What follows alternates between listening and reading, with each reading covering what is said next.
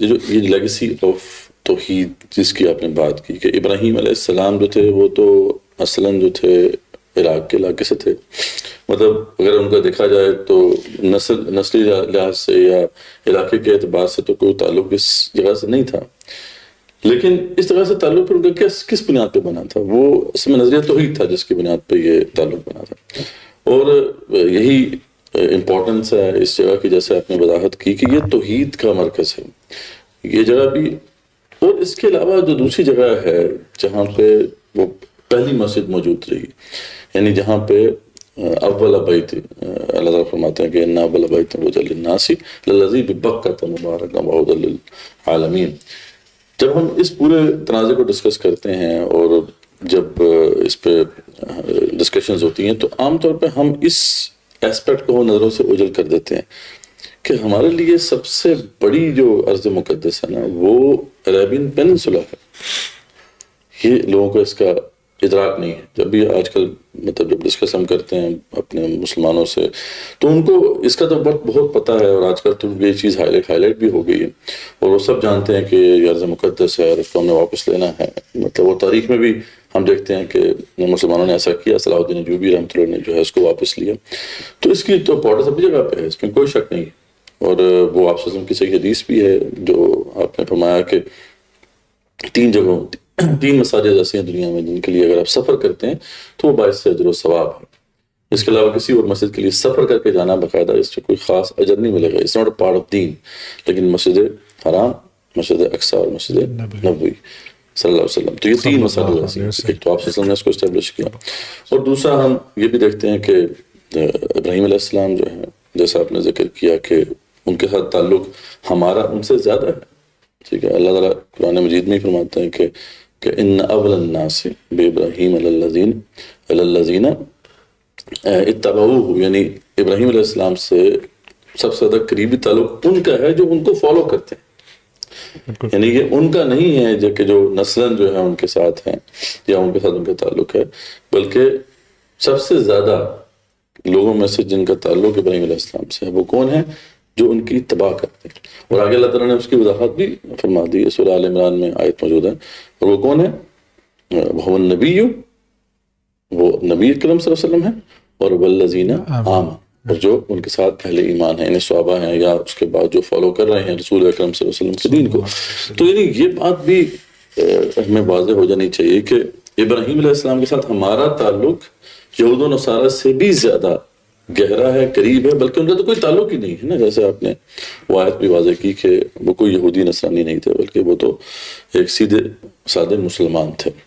تو ایک تو یہ ہمارا تعلق ان کے ساتھ اسٹیبلش ہو جاتا ہے، اور اس زمین کی اہمیت بھی ہمارے لیے جو ہے اسی لیے اسٹیبلش ہوتی ہے کہ یہ ایک ایسی جگہ رہی جہاں پہ توحید کا مرکز رہا۔ انبیاء رسول اللہ علیہ وسلم جو آتے رہے بنی اسرائیل کے اندر، ان کا بھی قبلہ یہ رہا، اس میں بھی کوئی شک نہیں ہے۔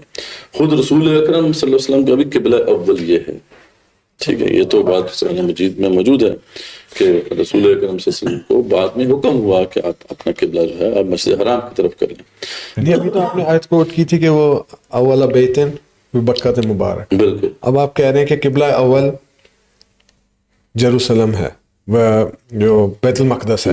نہیں، رسول اکرم صلی اللہ علیہ وسلم کا قبلہ اول، آپ صلی اللہ علیہ وسلم کا قبلہ اول، کیونکہ آپ صلی اللہ علیہ وسلم کو تو اس وقت تک حکم نہیں ہوا تھا کہ مسجد حرام کو اپنا قبلہ بنائیں، تو آپ صلی اللہ علیہ وسلم جو ہیں وہ سابقہ انبیاء علیہ السلام کی تقلید میں یا ان کو فالو کرتے ہوئے یہی قبلہ جو ہے اسٹیبلش کیے ہوئے تھے۔ اللہ کا بھی حکم اس وقت یہی ہوگا بالکل کہ جو مسجد اقصی ہے اس کی طرف آپ دیکھ کے نماز پڑھیں، اور صحابہ رضوان اللہ تعالیٰ علیہم وہ بھی اسی کو فالو کر رہے تھے۔ لیکن بعد میں پھر حکم آ گیا سورہ بقرہ کے اندر کہ اب آپ کا قبلہ جو ہے وہ مسجد حرام ہوگا۔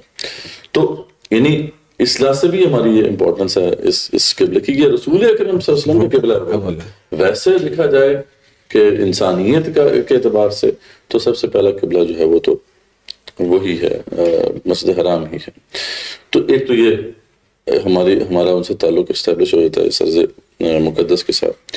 لیکن یہ سب جو ہے اپنی جگہ پہ اس کی امپورٹنس ہے، ہم بیان بھی کر رہے ہیں، لیکن اس ساری بحث میں جو چیز اگر آپ غور سے دیکھیں کہ جو نظروں سے اوجھل ہو رہی ہے اور جس پہ کوئی بات بھی نہیں کر رہا، وہ ہے کہ یہ جو مسجد حرام جہاں پر ہے جسے ہم اب عربین پیننسولا کہتے ہیں، اس کی بھی ایک امپورٹنس، یہ سب سے پہلے جو ہے ہمارے لیے ارض مقدس ہے. بالکل. اچھا یہ چیز جو ہے اب جہاں پہ اسٹیبلش ہوئی ہے، جو جس پر تفصیل سے بیان ہوا ہے اللہ تعالیٰ کا، جس میں آیا ہے وہ سورہ توبہ ہے. سورہ توبہ میں آپ کو پتا ہے کہ بالکل آغاز میں ہی اعلان برات ہو جاتا ہے. اعلان برات ہو جاتا ہے کہ جتنے بھی قبائل عربین پیننسولا میں پھیلے ہوئے تھے، ان سب کے ساتھ اگر تمہارے کوئی پیس کانٹریکٹس ہیں تو وہ ختم ہو جائیں گے. 4 مہینے کی ان کو مہلت دی جائے گی. 4 مہینے کے بعد ان کو یہاں سے نکلنا ہوگا، اور اگر یہ نہیں 4 مہینے کے بعد نکلتے تو تم ان کو مارو، قتل کرو جہاں پہ بھی پاؤ. ٹھیک ہے. ادھر یہ بحث سمجھ نہیں آتی شروع میں کہ آخر یہ حکم کیوں دیا جا رہا ہے، کہ یہ تو بڑا ہی سخت حکم ہے نا. آج کل تو مسلمان جو ہے ان آیات کو پیش کرتے ہی ڈرتے ہیں کہ یہ تو بہت سخت احکامات ہیں، کہ بھئی کسی کو اس کے گھر سے نکالنے کا حکم ہو رہا ہے. وہ کافی پتہ نہیں کتنے عرصے سے وہاں پہ رہ رہے تھے. ٹھیک ہے وہ مسلمان نہیں تھے یا اسلام کو قبول نہیں کر رہے تھے، تو یہ تو اسلام کا اصول بھی ہے کہ لا اکراہ فی الدین، دین میں تو کوئی جبر نہیں ہے کہ کسی کو زبردستی گن پوائنٹ پہ جو ہے وہ تو اسلام کے اندر نہیں لے کے آیا جائے گا.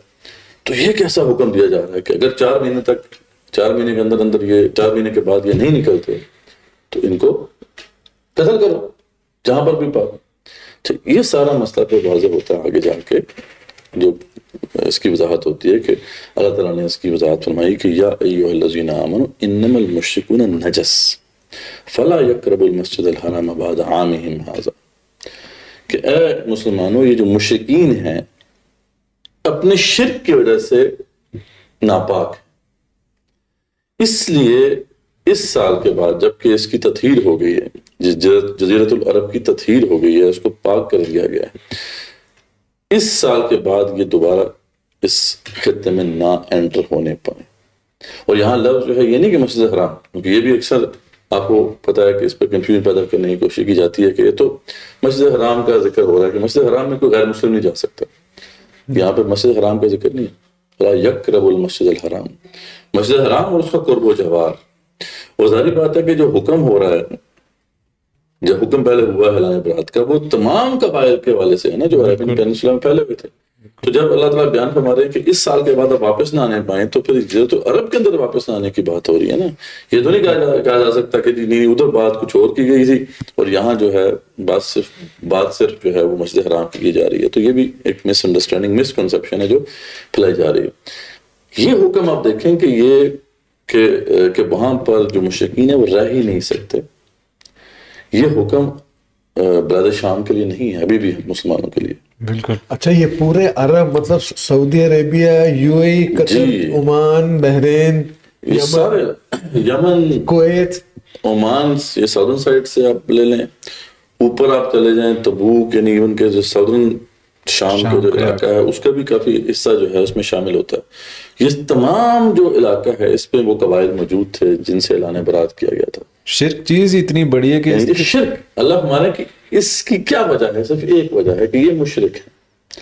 اچھا اس میں پھر بات آگے جا کے ایڈ ہو جاتی ہے کہ اس میں صرف وہ لوگ نہیں ہیں جو کہ بت پرستی کر رہے تھے یا جو پیگنزم کے اوپر چل رہے تھے، اس میں وہ لوگ بھی شامل ہو جاتے ہیں جو یہود و نصارہ، کیونکہ وہ بھی تو مشرک ہیں.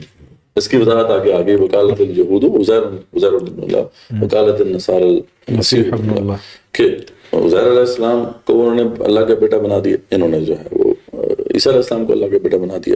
مزید وضاحت اللہ تعالیٰ نے کر دی کہ اتخذوا احبارهم ورهبانهم اربابا من دون اللہ، کہ ان لوگوں نے تو اپنے علماء اور مشائخ کو بیٹا بنایا ہوتا ہے، والمسیح ابن مریم. بالکل. تو اور رسول اکرم صلی اللہ علیہ وسلم نے اس کی وضاحت بھی فرما دی. یعنی کوئی ایسی بات نہیں ہے کہ یار اس پہ آج ہم کوئی تکا مارنا شروع کر دیں کہ جی لغت سے ہم کوئی دلیل لے کے آ جائیں یا کوئی اپنے پاس سے کوئی جو ہے صغرا کبرا جوڑنے کی کوشش کریں، ڈیڈیوس کرنے کی کوشش کریں، ڈیڈکشنز کرنے کی کوشش کریں. رسول اکرم صلی اللہ علیہ وسلم کی واضح حدیث موجود ہے، صحیح مسلم کے اندر حدیث موجود ہے، اور یہ صحیح مسلم میں بھی ہے، یہ مسند احمد میں بھی ہے، اور بھی مختلف کتب حدیث موجود ہے کہ آپ وسلم نے فرمایا تھا کہ لَأُخْرِجَنَّ الْيَهُودَ وَالنَّصَارَى مِنْ جَزِيرَةِ الْعَرَبِ، کہ میں اگر زندہ رہا تو میں یقیناً یہود و نصارہ کو جزیرۃ العرب سے نکال باہر کروں گا. اور یہ اس کے اوپر کچھ بعد میں عمل ہوا. عمر بن خطاب کے زمانے میں پھر یہ جو پروجیکٹ ہے کمپلیٹ ہو گیا. بالکل. اس سے پہلے جو ہے آپ صلی اللہ علیہ وسلم کی اور حدیث بھی ایسی ملتی ہیں کہ ایک جگہ آپ کو جزیرۃ العرب کے اندر ہی کچھ یہود نظر آئے تو آپ نے ان کو یہی کہا کہ یہ جو ہے اب زمین اللہ تعالیٰ کی. تو اس لیے یہ مشہور ہے وہاں پہ, اور حدیث کے اندر بھی اس کے اوپر چیپٹرز بنے ہیں کہ لا یجتمع فیہا دینان, یعنی اس جگہ پہ دو دین نہیں ہو سکتے, اس جگہ پہ صرف ایک ہی دین ہوگا اور دین اسلام ہوگا. یعنی یہاں پہ کوئی دوسرا دین نہیں جو ہے اسٹیبلش ہو سکتا ہے, یہاں پہ کوئی دوسرے ریلیجن کے لوگ نہیں رہ سکتے. تو آپ بتائیں کہ یہ کتنا اہم معاملہ ہے کہ آپ دیکھیں کتنی بڑی ٹرانسگریشن ہو رہی ہے ابھی پورے ہر عرب ملک میں, اور ہمیں اس پہ کوئی دکھ نہیں ہے. دیکھیں آج ہمارا دل اس پہ تو خون کے آنسو رو رہا ہے کہ پیارس مقدس ہمارے ہاتھ سے چلا گیا. اس پہ یقیناً جتنا دکھ کیا, میں نے بتایا آپ کو کہ اس کے ساتھ تمہارا کتنا گہرا تعلق ہے. دکھ چھوڑے بات بھی نہیں کر رہا کوئی اس پہ, تو خیر بات ہی کوئی نہیں ہو رہی کہ کتنی بڑی بڑی بیسز امریکہ کی جو اس وقت غزہ کچھ لگائی ہوئی ہے, لیکن کوئی اس پہ بات ہی نہیں. مطلب ٹیمپلز کھول رہے ہیں ہندوؤں کے, اور آپ یہ دیکھیں وہ کتنے مطلب آپ اس ایونٹس ہو رہی ہیں ان کی. کوئی یہاں پہ آپ نے پروٹیسٹ دیکھا امت مسلمہ کہیں پہ ہوا ہو جب یہ وہاں پہ مندر انہوں نے وہاں پہ کھولا ہے کہ نہیں, جس کو کہا جائے جس خطہ زمین کے بارے میں اللہ یہ فرما رہے ہیں کہ یہ کیونکہ اس کی اتنی امپورٹنس ہے, یہ کیونکہ اللہ کا گھر ہے یہاں پر, یہاں مشرک رہ ہی نہیں سکتے کیونکہ وہ ناپاک ہے, اس خطہ زمین کے سینے کے اوپر بت پرستی کا اڈا بنایا جائے اور کوئی اس پہ پروٹیسٹ نہ ہو. امت مسلمہ بالکل خاموش ہو کے بیٹھی رہے. اب یہی چھوڑیں, سعودیہ میں جو ہے وہ اسٹیچوز بنا رہے ہیں, اسٹیچوز بن رہے ہیں, اپنے بھی وہ بنا رہے ہیں, ان کے بعد میں اور بھی پتہ نہیں انون سے بنا رہے ہیں. اچھا یہ ہے بالکل. کیا نام ہے, محمد سلمان بن. اس بات پہ ہے کہ ٹھیک ہے علماء حق جو ہیں ان کے لیے بہت مشکل ہے وہاں پہ یہ بات کرنا, لیکن کوئی بات سنائی نہیں دی.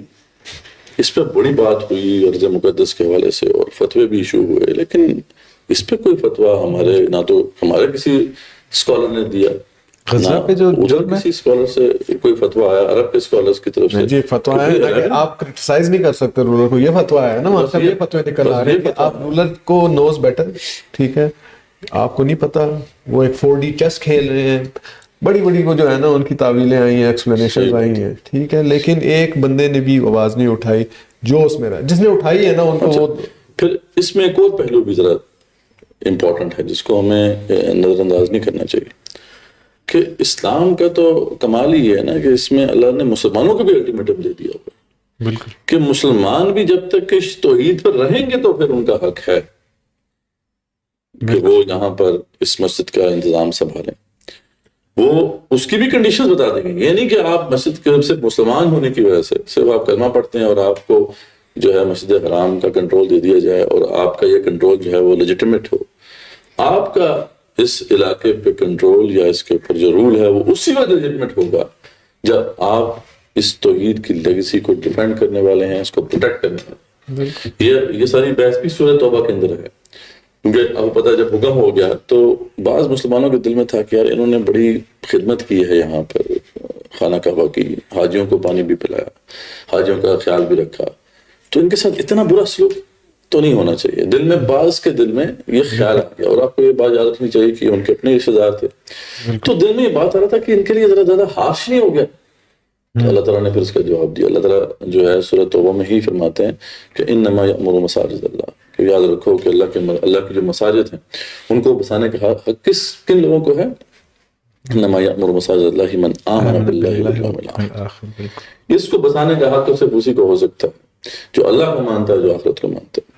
اور وَأَقَامَ الصَّلَاةَ وَآتَى الزَّكَاةَ, جو نماز قائم کرنے والے ہیں اور جو زکوٰۃ ادا کرنے والے ہیں, اور وَلَمْ يَخْشَ إِلَّا اللَّهَ, اور اللہ کے سوا کسی سے خوف نہیں کھانے والے.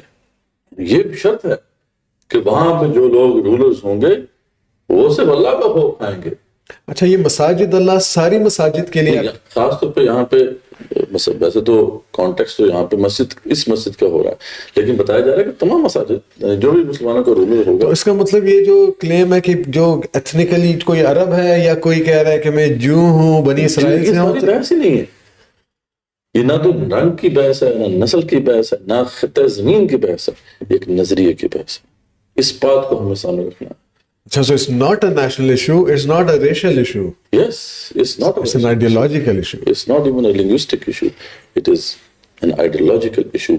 اب یہاں پہ اللہ کیا فرما رہا ہے کہ یہ چاہے جو مرضی ہو، جس مرضی رنگ و نسل سے ہو، اگر یہ شاید پوری نہیں کرتے تو اللہ کی مسجد کی رکھوالی یا اس کا انتظام ان کے ہاتھ میں نہیں ہونا چاہیے.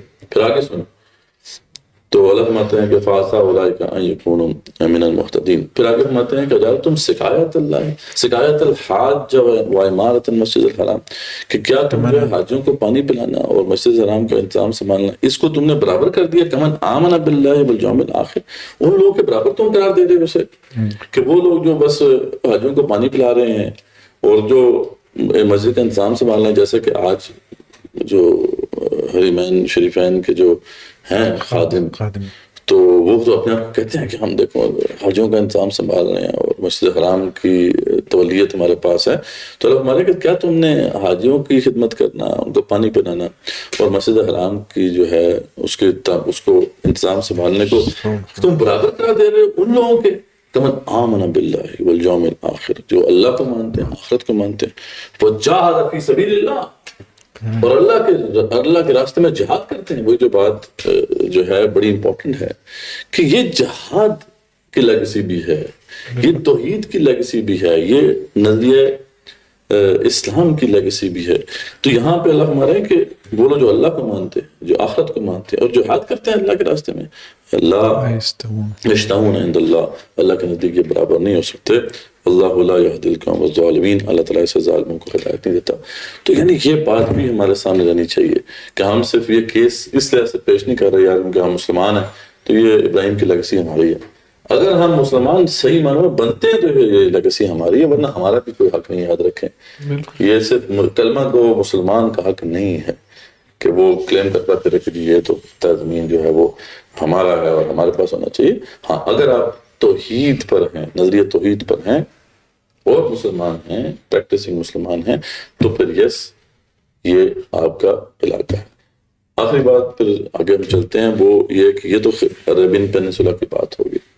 اب اگلا سوال یہ پیدا ہوتا تھا کہ جب باقی خطہ زمین جو ہے، باقی دنیا جو ہے، اس پہ کیا کیا جائے، اس کو بھی اللہ تعالیٰ نے واضح کر دیا. اسی سے اگلی آیت ہے یا ایھا الذین آمنوا انما المشرکون نجس سے اگلی آیت ہے کہ قاتلوا الذین لا یؤمنون باللہ ولا بالیوم الآخر ولا یحرمون ما حرم اللہ ورسولہ ولا یدینون دین الحق من الذین اوتوا الکتاب حتی یؤتوا الجزیۃ عن ید وہم صاغرون.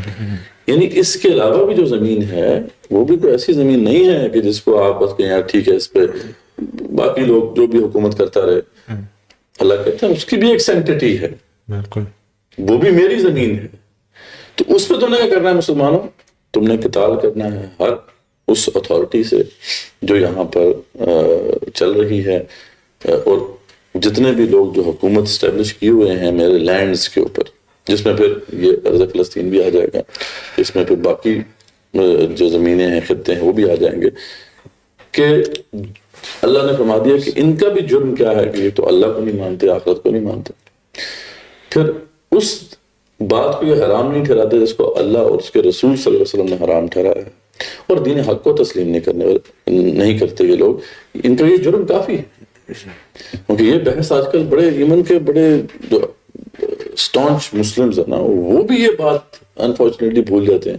ان سے جب کہا جاتا ہے کہ اچھا اگر کسی جگہ پہ کثرت سے غیر مسلم رہتے ہیں تو وہاں کی کون سی اسٹیٹ ہونی چاہیے، تو کیا کہہ دیا جاتا ہے کہ ٹھیک ہے وہاں پہ اگر وہ اپنے مذہب کے مطابق اسٹیٹ قائم کر لیتے تو ہمیں مسئلہ نہیں. بھائی ہمیں مسئلہ ہے. اب اس پہ ٹھیک ہے جو بھی ویسٹ کی طرف سے ہم پہ فتوے لگے ہیں وہ ٹھیک ہے، لگتے رہیں، لیکن اللہ کا حکم تو یہی ہے کہ تم نے ان سے قتال کرنا ہے اور ان سے پوزیشن آف اتھارٹی چھیننی ہے. وہ ماتحت ہو کے رہ سکتے ہیں، باقی خطہ زمین پر رہ تو سکتے ہیں لیکن ماتحت ہو کر، سبسروینٹ ٹو مسلمز. تب ان کو ایکسیپٹ کیا جائے گا اور وہ جزیہ دیں گے. ٹھیک ہے، they will be protected citizens of the Islamic Empire, Islamic State, allowed to practice. ان کو پریکٹس کرنے کی کھلی اجازت ہوگی اپنے سرکلز میں. اس کی دعوت وہ دے نہیں سکتے مسلمانوں کو یا اپنی کمیونٹی سے باہر.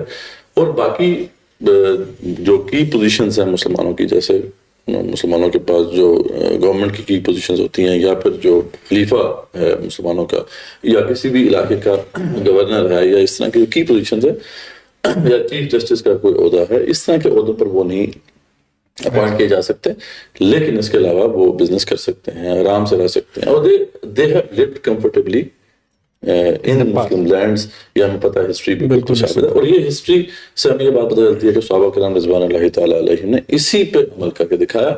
چاہتے تھے جہاں پہ ہم سب جانتے ہیں، 3 آپشن پیش کرتے تھے: مسلمان ہوتے ہو تو بھائی ہو، یہ زمین بھی تمہاری ہے، تم ہمارے بھائی ہو، مسئلہ کوئی نہیں، نہ ہم نے تم سے چھیننی ہے، تم بس ہمارے ساتھ رہو، اللہ کے حکم کو نافذ کرو. نہیں ہوتے مسلمان تو پھر تم ماتحت ہو جاؤ، پوزیشن آف اتھارٹی چھوڑ دو، ہم پوزیشن آف اتھارٹی لے لیں گے تم سے، تم پروٹیکٹڈ سٹیزن رہو گے اور تمہارے رائٹس ہیں، ٹھیک ہے. اور اب رائٹس آپ کو پتہ ہے اسلام نے جو ذمیوں کے دیے ہیں وہ تو بہت، یہ صرف عربین پیننسولا کے باہر کی بات ہو رہی ہے، عربین پیننسولا تو طے ہو گیا نا، یہاں تو رہ نہیں سکتے، ختم. اور نہیں کرتے تو پھر آؤ تلوار فیصلہ کرے گی. اور ایسے ہی وہ انہوں نے کیا، صحابہ کرام نے. پوری دنیا میں اسلام کیسے نافذ ہوا؟ اسی طرح نافذ ہوا. تو یہ اللہ تعالیٰ نے بتا دیا کہ عربین پیننسولا سے باہر تم نے کیا کرنا ہے، وہ بھی اللہ کی زمین ہے، وہاں پہ بھی ان لوگوں کا حق نہیں ہے جو اللہ کو نہیں مانتے، جو دین حق یعنی دین اسلام کو تسلیم نہیں کرتے. تو اس لیے تم نے ان سے فائٹ کر کے ان سے پوزیشن آف اتھارٹی چھیننی ہے. اب یہ ہے جو ہماری اصل آئیڈیالوجی ہے، ہمارا اصل نظریہ ہے. اور اس کی وجہ کیا ہے؟ اگین اللہ تعالیٰ نے کہیں پہ یہ نہیں کہا کہ تم کیونکہ صرف کلمہ پڑھنے والے مسلمان ہو اس لیے تمہارا یہ حق ہے، نہ یہ کہا کہ تم خاص کسی رنگ اور نسل سے ہو اس لیے تمہارا یہ حق ہے. اللہ نے واضح طور پہ بتا دیا کہ تمہارا حق بھی اسی لیے ہے کیونکہ تم اللہ کو مانتے ہو، آخرت کو مانتے ہو، توحید کو مانتے ہو، جہاد کرتے ہو. یہ سارے ریزن جس کی وجہ سے تمہارا یہ حق ہے کہ تم یہ جو میرا جو گھر ہے، میرا سینٹر ہے، توحید کا مرکز ہے، اس پورے خطے میں ایک ایسا رول اسٹیبلش کرو کہ یہاں غیر مسلم نہیں آئیں گے، اور پوری دنیا میں بھی تم میرا حکم نافذ کرو جہاں پہ وہ متحد ہو کے رہیں. یہ تمہارا حق اسی لیے ہے کہ تم اس نظریے پہ کھڑے ہو. تو اگر ہم اس نظریے پہ کھڑے نہیں ہیں تو آپ دیکھ لیں کہ اللہ تعالیٰ نے ہمارے ساتھ کیا کیا ہے. آج ہم 1.2 بلین کے قریب ہونے کے باوجود جو ہے کس طریقے سے جو ہے ذلیل و خوار ہو رہے ہیں. تو یہ اصل میں وہ چیز ہے جس کو ہمارے سامنے واضح رہنا چاہیے. تو اس سے پوائنٹ یہ نکلتا ہے کہ مسجد اقصیٰ کا بھی حق مسلمانوں کا نہیں ہے، جی جی جی، اس کا ہے جو کہ اللہ کے دین کو قائم کرتا ہے، اللہ پہ ایمان رکھتا ہے، آخرت پہ ایمان لاتا ہے اور جہاد اسٹیبلش کرتا ہے. یہ بہت جب ہم انشاءاللہ نیکسٹ اگلا ایپیسوڈ میں کریں گے کہ پھر جب ہم بات کرتے ہیں حماس کی اور بات کرتے ہیں جو پی ایل او کی، تو اگر پی ایل او جو ہیں وہ سیکولر ہیں تو یہ ان کا بھی حق نہیں ہے کیونکہ وہ مسلمان ہیں، کلمہ گو ہیں. مطلب جو تل اویو میں بیٹھا مسلمان ہو جائے اور یہ اللہ کا دین قائم کر لیں، ہم کہتے ہیں جو یہودی مسلمان ہو جائے ہم کہیں گے you have greater right over مسجد اقصیٰ. بالکل. آج اگر کوئی یہودی مسلمان ہوتا ہے اور اس نظریے کو قبول کرتا ہے تو اس کا حق زیادہ ہوگا اس پی ایل او کے جو بھی کارکن سے یا اس کے جو لیڈرشپ ہے اس سے. پی ایل او اور حماس کی بحث انشاءاللہ ہم کریں گے. حماس یہ کیا کہہ رہے ہیں؟ وہ کہہ رہے ہیں کہ ہم اللہ کے دین کے لیے کام کر رہے ہیں، اللہ کے دین کا نفاذ چاہتے ہیں ہم یہاں پر، اس لیے ان کا حق ہے. یہ پی ایل او کا بھی حق نہیں ہے. ہم اس کو بھی واضح کریں گے انشاءاللہ.